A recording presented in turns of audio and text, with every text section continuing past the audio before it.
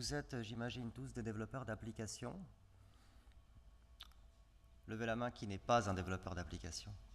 Ah, quand même quelques-uns. Bon, et moi je viens vous parler de cloud. Alors pourquoi? La raison principale, c'est que la plupart des applications que vous voyez aujourd'hui, elles ont une composante serveur. Elles reçoivent et envoient des données vers un serveur et sur les applications mobiles en particulier, il y a une problématique qui est connue de tous. On a tous envie que ces applications connaissent un succès fulgurant, qu'elles intéressent des dizaines ou des centaines de milliers d'utilisateurs. Et en même temps, notamment pour les jeux, on sait qu'elles ont des cycles de vie relativement courts. Et on n'a tout simplement pas le temps d'aller mettre en place l'architecture serveur qui sera capable d'accueillir des dizaines ou des centaines de de millions d'utilisateurs. Donc comment on s'en sort? Tout simplement en utilisant des plateformes, celle dont je vais vous parler, c'est pas la seule, mais en utilisant des plateformes qui vous offrent un beaucoup plus haut niveau de service et sur lesquelles vous pouvez envoyer du trafic sans trop de peine. En deux mots, la partie serveur, vous pouvez la déléguer à quelqu'un qui sait faire. Alors, bon, chez Google, c'est quelque chose qu'on fait depuis longtemps. Donc, je ne sais pas si j'ai besoin de vous persuader beaucoup qu'on sait faire, on connaît bien la partie serveur. Je vous ai mis quelques photos de nos serveurs. Voilà, pour information, les petites lumières, c'est le photographe qui les a mis pour faire joli. Hein, ça, c'est pas aussi joli en vrai. Bon, ça par contre, si. Ça, la peinture des tuyaux, c'est une salle de machine de refroidissement d'un data center. Et les couleurs, en plus d'être amusantes, ont une signification. C'est eau chaude, eau froide, dans un sens, dans l'autre. Voilà. Alors, pour vous donner quelques ordres de grandeur, voilà ce qui se passe en une minute chez Google. Donc on rajoute 100 heures de vidéos YouTube en une minute. On rajoute aussi un millier d'appareils Android dans le réseau, sachant que chaque appareil Android, il a des clients lourds installés, la Gmail, la Maps, etc. Donc des clients qui vont créer du trafic sur le réseau. Et puis sur notre cœur de métier, sur la recherche, il y a 2 millions de recherches par minute environ. Et si ça vous semble, disons, mondain par rapport aux autres chiffres, sachez que chacune de ces recherches, elle retrouve des résultats dans un index qui fait 100 millions de gigaoctets, l'index de tout le web. Voilà, bon, juste pour dire qu'on travaille à une échelle qui a assez peu de choses en commun avec la plupart des échelles à laquelle travaillent d'autres entreprises. Et surtout, en travaillant à cette échelle, on a appris beaucoup de choses. Ça fait longtemps qu'on le fait, ça fait 15 ans, on a appris beaucoup de choses. Et aujourd'hui, on propose Cloud Platform, qui est le résultat des meilleures pratiques et de ce que nous, on sait faire côté serveur, mais disponible pour vous faire tourner vos applications web et les back-ends de vos applications mobiles. Alors, en pratique, bon, il y a tout ça dans Cloud Platform. On va surtout se concentrer sur App Engine, Compute Engine, qui sont les deux nœuds qui permettent de faire fonctionner des applications. Alors, je pense que vous connaissez la dichotomie plateforme as a service, infrastructure as a service. J'avais un slide compliqué pour dire comment choisir, etc. Ici, on parle d'applications mobiles. Le choix, il est fait pour vous. C'est App Engine. Prenez App Engine, la plateforme as a service, et pour des applications mobiles, et même pour des applications web modernes, c'est-à-dire qui interagissent avec le serveur via des services web, ce que je vous recommande, c'est de partir sur App Engine avec un petit outil au-dessus qui s'appelle Cloud Endpoints. Et Cloud Endpoints vous permet de définir les services web, l'API qui va constituer le cœur de votre application. Donc, côté serveur, il a une syntaxe pour définir ce que fait cette API. Côté client, un petit utilitaire sympathique pour générer tout le glue code côté client pour vous permettre d'accéder à vos données sur vos serveurs. Donc Cloud Endpoints, un petit utilitaire sympathique, mais surtout sur App Engine, quel est l'avantage principal d'App Engine? C'est que App Engine sait excessivement bien faire de l'autoscaling. C'est-à-dire que sur App Engine, vous transmettez la responsabilité de la montée en charge de votre application à Google. Et faire monter en charge une application, Surtout lorsqu'on a une croissance explosive, lorsqu'on a des gros pics, lorsqu'on parle de vous à la télé, lorsqu'on parle de vous sur TechCrunch, je ne vais pas dire que c'est facile ou difficile, ça c'est un jugement de valeur, mais c'est un métier, ça prend du temps, c'est quelque chose auquel il faut consacrer de l'énergie, sauf si on peut déléguer cette tâche à quelqu'un comme Google qui sait faire avec une plateforme de type App Engine. Alors, quelques exemples. Il y a quelques années, ce jeu avait fait un gros buzz, Song Pop, donc ils étaient arrivés à 2,4 millions d'utilisateurs journaliers, donc actifs journaliers, ce qui est pas mal. Et en quelques mois, ils sont passés de 0 à 2 millions. Ils étaient heureusement partis dès le départ sur App Engine, donc ils ont un peu publié sur un blog toutes les étapes techniques, les optimisations qu'ils ont dû faire sur leur infrastructure pour réussir à tenir cette charge. Bon, en pratique, je dirais les 3 premières bulles, bleu, jaune et vert, ça c'est je pense parce que je ne les avais pas vues quand ils sont partis là-dessus, parce que ça c'est les 3 bonnes pratiques que je transmets aux gens quand je les vois dans les 3 premières minutes de notre entrevue. Et en pratique, ils avaient une personne qui travaillait sur le back-end et qui s'occupait de faire monter ce back-end en charge. Et cette personne faisait aussi du code dans le jeu lui-même. Autre exemple, ça c'est une start-up. Ils ont gagné le prix TechCrunch Disrupt. Et voici la tête du trafic sur leur site web lorsque TechCrunch a annoncé les gagnants. Et le monsieur avec du champagne sur la tête sur la photo, c'est le sysadmin, pendant l'annonce.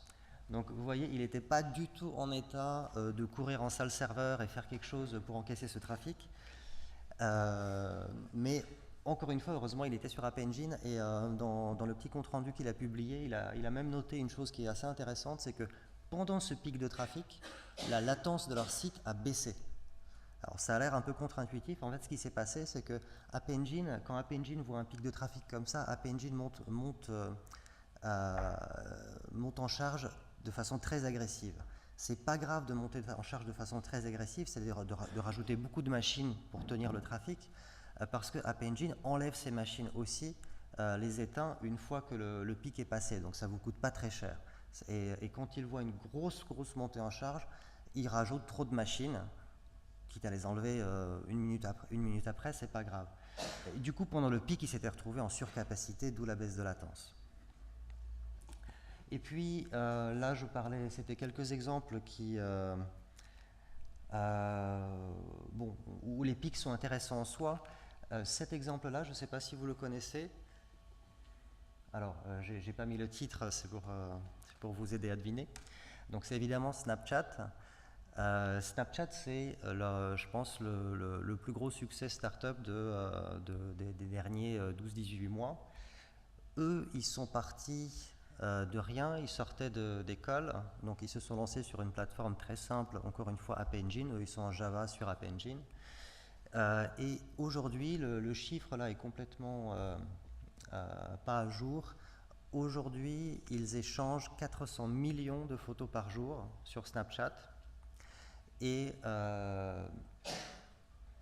pour eux, alors c'est peut-être un cas un peu particulier parce qu'ils sont montés très haut en charge, mais pour eux, je peux vraiment dire qu'il n'y a aucune autre plateforme qui aurait été capable de tenir ce type de charge, parce que là, pour vous donner un ordre de comparaison, Snapchat, chez nous, sur les graphes qui affichent le trafic sur Gmail ou YouTube, des graphes à cette échelle-là, Snapchat devient visible.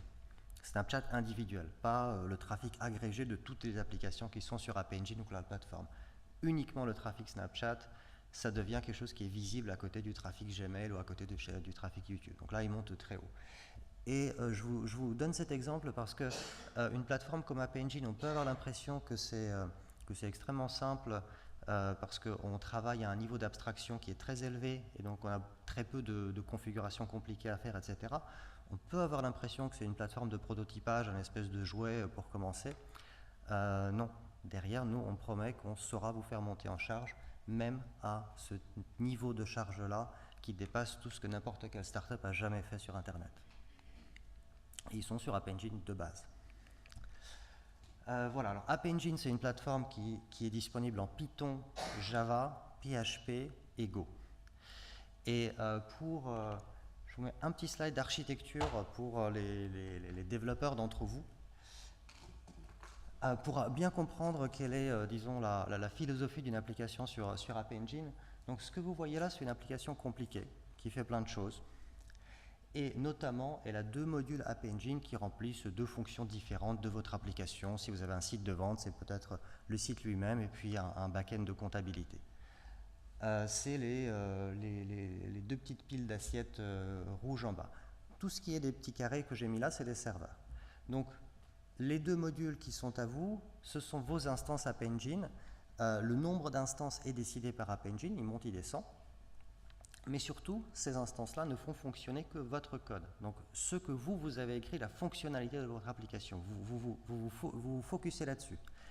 À côté de ça, vous allez utiliser des services de Cloud Platform, des services de base de données, un service Memcache, etc. Ça, c'est toutes les petites briques bleues. Et là, le point important d'architecture à comprendre, c'est que ce ne sont pas des logiciels que vous installez sur vos instances. Ce sont des services. Vous n'avez pas à vous occuper de comment Google les fait tourner, sur quelle machine. On vous garantit seulement que ces services vont fonctionner. Donc c'est extrêmement simple, il n'y a rien à installer, rien à configurer, etc.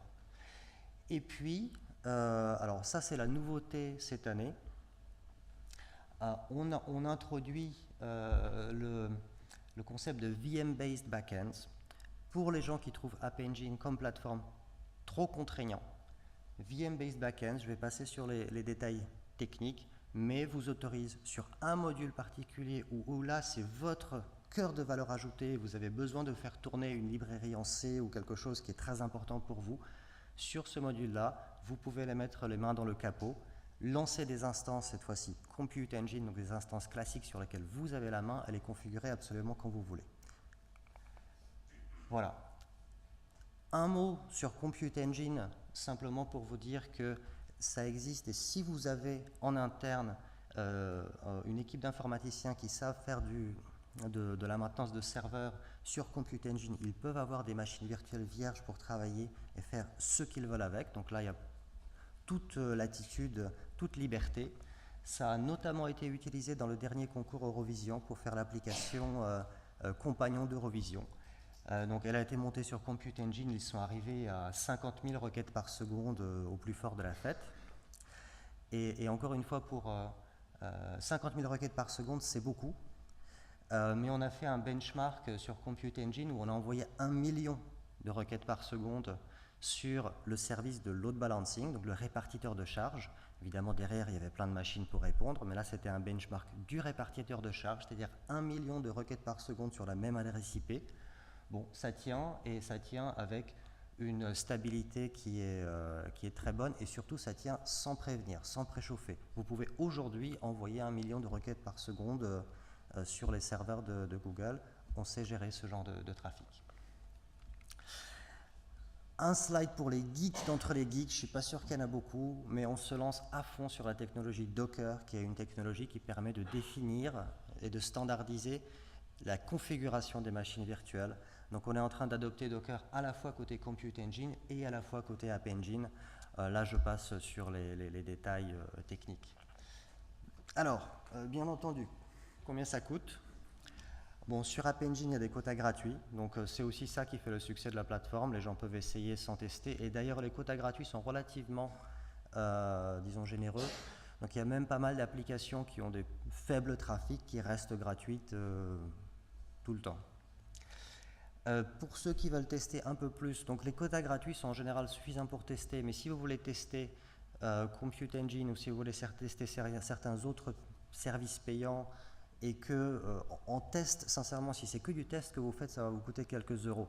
Mais si ça vous embête de payer ces quelques euros, voici un code à 500 $. Voilà.